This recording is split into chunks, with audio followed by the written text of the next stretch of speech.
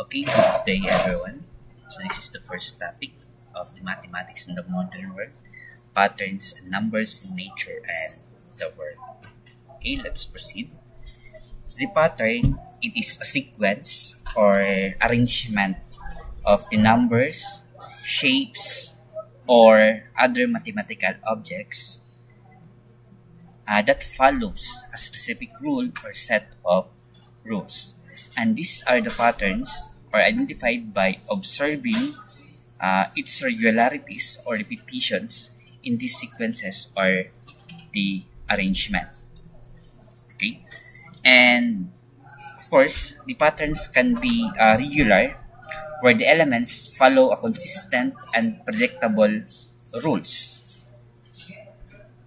Okay, and it is repeated, where the specific elements or sequences recur or regular intervals, or recurring in design, and where motifs or designs repeat in a structured manner.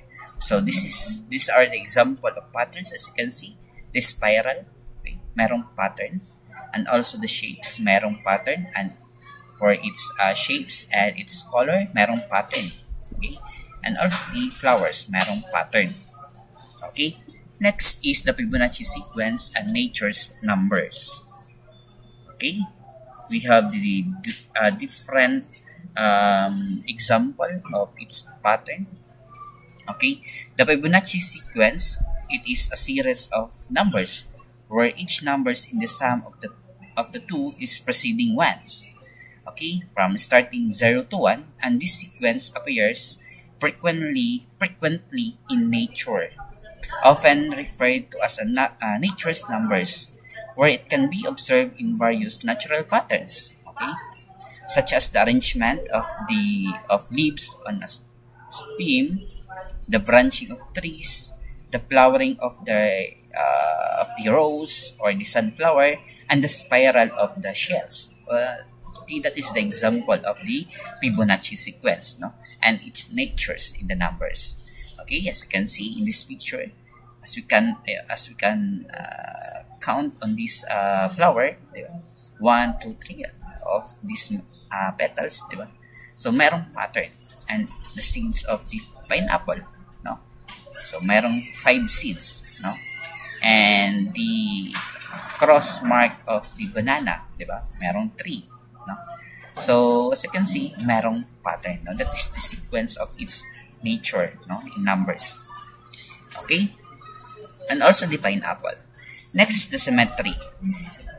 In mathematics, the symmetry of course when a shape or object remain unchanged. Okay, that is unchanged under a certain the transformations, like the reflections, rotations, or the translation. So a shape is considered asymmetric if it can be divided into two or more identical parts that are mirror images of each other. Okay, of each other. For example, the mirror images of the butterfly, the Leonardo da Vinci's Birth of Man, and the starfish.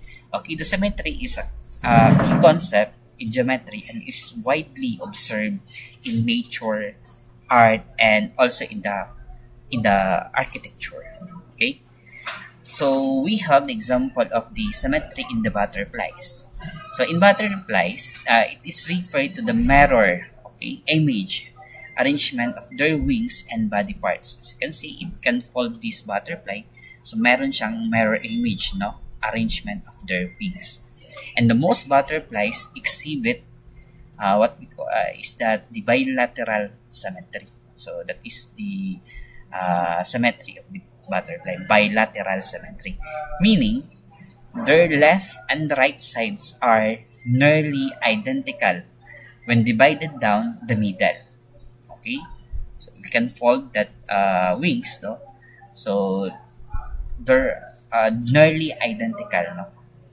This symmetry is particularly evident in the patterns and colors on their wings, where the designs on one wing typically mirror those on the other.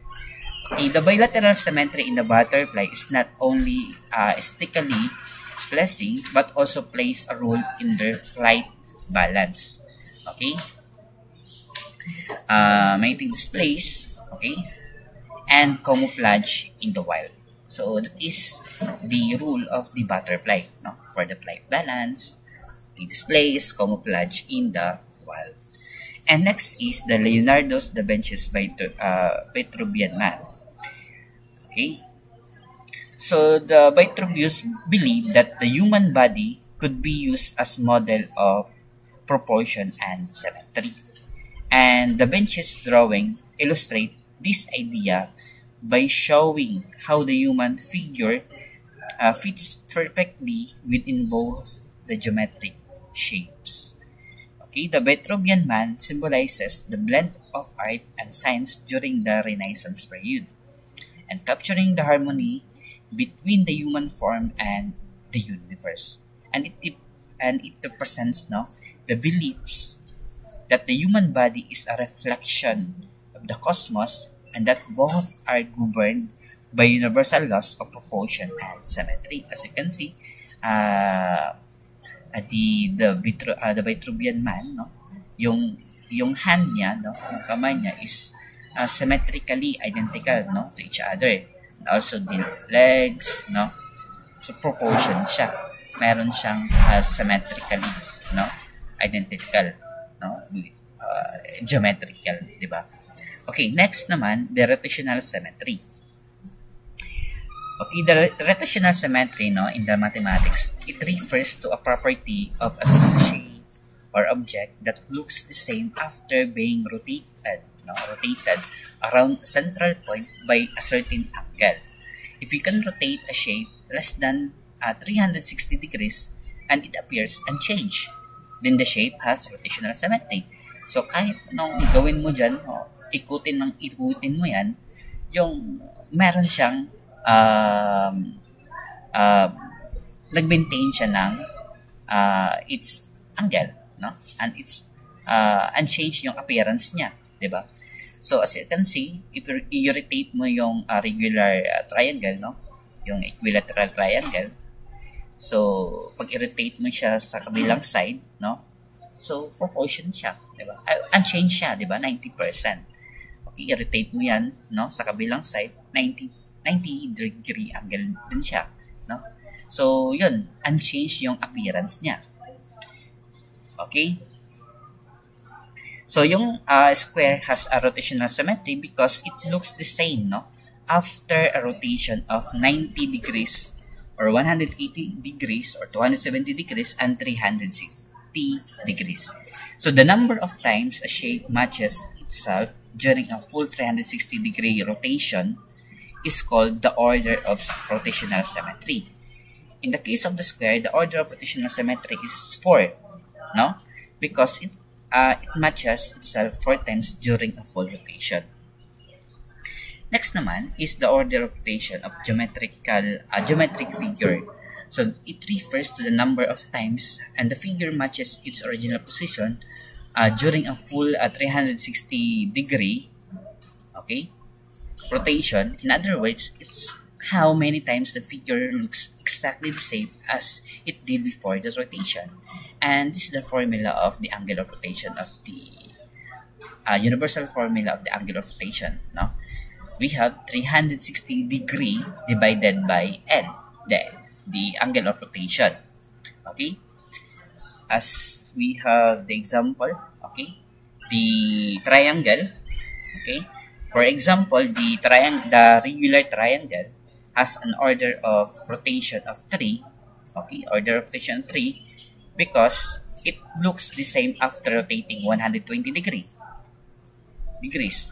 So it means we can use the formula, no, in finding the angle of rotation.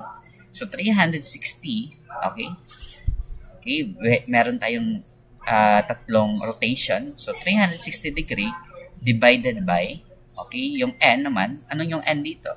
So we have 3. So 360 degree divided by 3. So, yun, square has an order of rotation. It means that the angle of rotation of this is 60 degrees. So, yun. Okay? Okay, 360 divided by 3 is 120 degrees, not 60 degrees. Okay, so that would be the answer, no? Next naman, the angular rotation of the snowflake, di ba? So you can see the snowflake, meron siyang 6 angles, no? Diyan. No, yan. Meron siyang 6 angles. Okay? The angular rotation for a snowflake depends on the specific type of snowflake. And the snowflakes can have various symmetrical patterns. But many common snowflake design have 6-fold symmetry. Okay, mayroon tayong 6-fold symmetry dito. And we can use this formula, no? So 360 degree divided by, okay, yung fold, number of fold niya is meron tayong 6, no? Yon, so 36 divided by 6 is 6. Add mo lang yung 0, so 60 degree angle. So the angular rotation of this snowflake is 60 degrees. Next naman is the honeycomb, no? Packing problem. So why do honeybees, no, construct their honeycomb in hexagonal pattern? Bakit hexagonal, not on the square pattern? And how this pattern relate to efficiency and the geometry? Bakit hexagonal? Bakit hindi square packing, no? So the packing problem involves finding the most efficient way to arrange or pack objects into a given space, often with the goal of maximizing the use of space or minimizing wasted space. And this problem can appear in various forms depending on the type of objects constraint involved. Okay, we have the example. First, we're going to start with the square packing. Okay, suppose you have a circles of radius 1 centimeter. Okay, this is the radius. This is the example, no, the illustration. Okay, we have our 4 circles, no? Circumcised by a square, di ba? Okay, the radius of these from point to the circumference, meron tayong radius dyan na 1 centimeter. Okay. Okay. So each of which will then have an area of 5 centimeters per unit. So we are then going to fill a plane, okay, with the circles using a square packing and hexagonal packing. So bakit 5 centimeters square unit na yung area niya dito, yung circle? Because as you can see by di ba, yung formula ng circle is pi r squared, di ba? Pi r squared. Syempre yung radius niya is 1. Okay, yung area ng circle is yung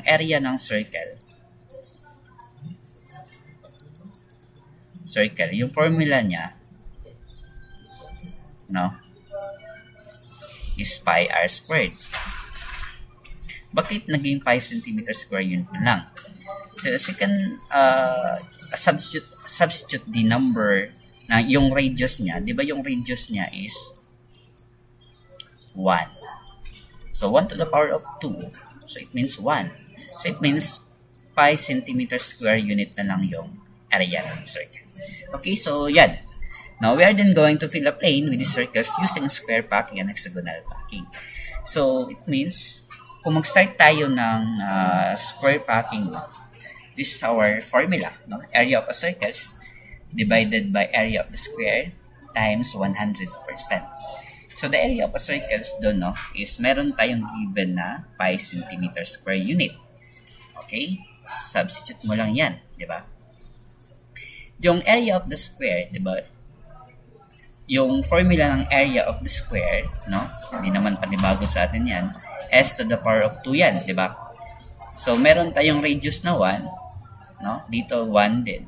So it means yung side ng square, yung parameter ng one side ng square, no, is 2 cm. So 2, okay, 2 to the power of 2, so meron tayong 4. So it means 4 cm square unit yung area ng square. So it means 5 cm square unit divided by 4, meron tayong 3.14 dyan divided by 4 So, yun, using your calculator, no? So, meron tayong 0.54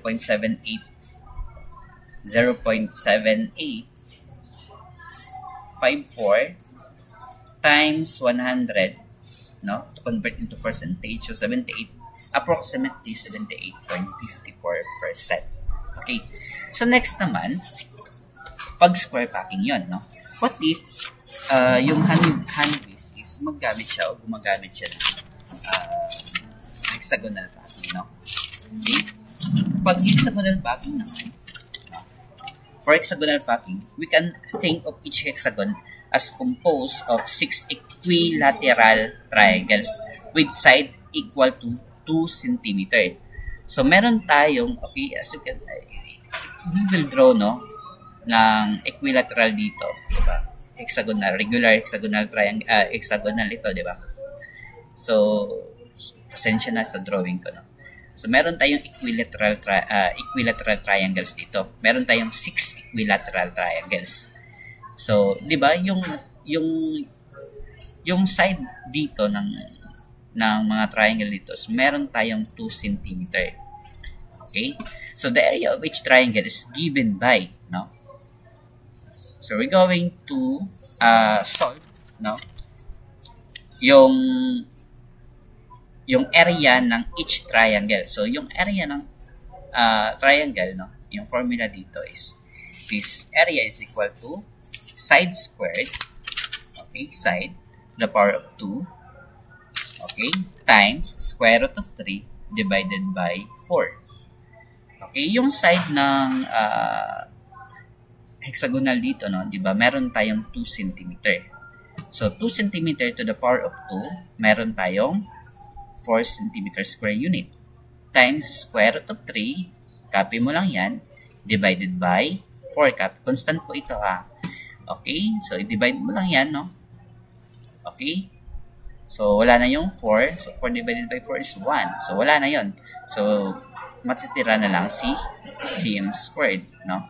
So, square root of 3 centimeters square unit. So, it means, yung area ng triangle dito is meron tayong square root of 3 centimeters square unit.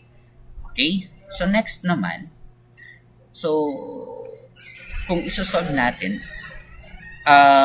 kung area ng hexagon dito, so, ano yung area ng hexagon dito? Kung meron tayong 3 centimeter square unit per each equilateral triangle. So, it means, times by 6 na lang, no? Because meron tayong 6 equilateral triangle. So, times 6 mo lang yan. So, meron tayong 6 square root of 3 centimeter square unit, yung area ng hexagon. So, next naman, the area of a circle is 3 pi centimeter square unit. Okay? Okay? Yung area ng circle. Okay? Because, bakit tatlong circle, no? Because meron tayong isang circle dito, di ba? Isa. Okay? Pag ipunin natin yung tatlong circle dito, 1, 2, 3. So, pwede nang makabuo ng isang circle. And another, sa baba naman, no? Meron siyang isang circle. So, meron tatlong circle. So, it means 3 pi centimeter square unit. So, area of a circle divided by area of the hexagon. So, yung area ng circle dito is 3 pi centimeter square unit. And divided by square root of 3 centimeter square unit. No? So, 3 times pi, so 9.42 divided by 10.39. So, divide mo lang yan. Meron tayong 0.9066 times 100%. So, approximately 90.66%. So, it means, by comparing the two percentage, di ba, yung isang percentage dito is 78.54%, yung magagamit na area, di ba, yung isa, yung square packing, yung hexagonal packing naman, meron siyang 90.66%. So, we can clearly see that the using hexagon will cover a larger area than when using just squares. So that would be all, no, for the honeycomb packing problem. Okay, and these are the references. And thank you.